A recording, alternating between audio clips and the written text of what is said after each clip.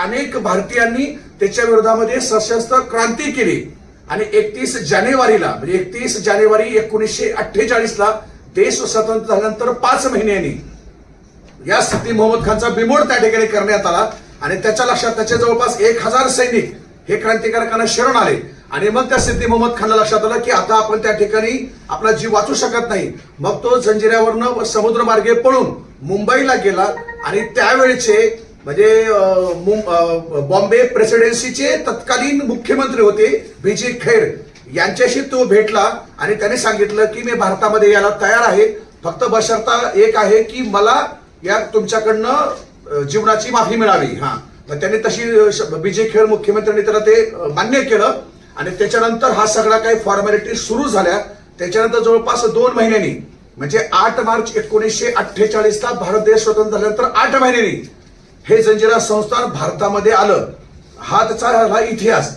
म्हणून जेव्हा आपण त्या ठिकाणी भगवा झेंडा लावला, भगव्याला तर त्यांनी विरोध केलाच, इतक्यावर न थांबता त्यांनी स्पष्टपणे तिथल्या स्थानिक जिहादी मुसलमानांनी म्हणजे कदाचित सिद्धीच्याच विचाराचे ते वंशज असणारे, जो की इतिहास आपण आता ऐकलात, तर ते लोक म्हणतायत की ये मुसलमानों का किला है, यहाँ पे तुम भगवा ध्वज लहरा नहीं सकते।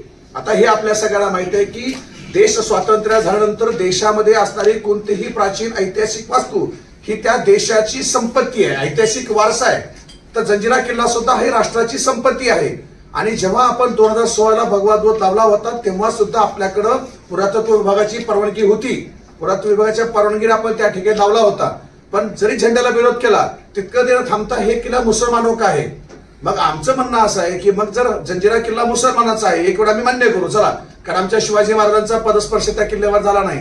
मग इतर किल्ले जे महाराष्ट्रामध्ये आहेत ते आमच्या हिंदूचे किल्ले आहेत, मग असं जर आम्ही म्हटलं तर मग चुकीचं काय ठरेल त्याच्यामध्ये। तर अशा प्रकारचं लोकांच्या मनामध्ये या आंदोलनाच्या माध्यमातून ती आता वृत्ती निर्माण झालेली आहे आणि काही हिंदुत्ववाद्यांनी स्वतःहून या व्हिडिओ पाहिल्यानंतर त्यांच्या मनामध्ये तो द्वेष निर्माण करण्याचं किंवा समाजकंटकांनी ज्या पद्धतीनं या जंजिरा विषयाचा बद्दल वक्तव्य केलं त्याचा निषेध म्हणून काही हिंदुत्ववाद्यांनी काही वेगवेगळ्या गडावर सुद्धा तसे बोर्ड की हा हिंदूचा गड आहे, ते मुसलमान प्रवेश बंदी आहे असे फलक लावले, त्याच्या विरोधात पोलीस त्या ठिकाणी कारवाई करतात। पण दुर्दैव हे आहे की ये किला मुसलमानों का है हा व्हिडिओ संबंध महाराष्ट्रामध्ये नव्हे तर महाराष्ट्राच्या बाहेर सुद्धा अनेक चॅनलनी त्या ठिकाणी टाकलेला आहे, लाखो करोडो व्ह्यूज आहेत, मोठमोठ्या चॅनल्सनी सुद्धा त्याच्या मुलाखती तो व्हिडिओ दाखवला आहे।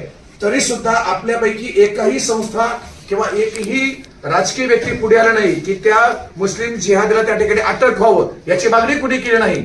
हे मात्र फार दुर्दैवाचं आहे। परंतु सह्याद्री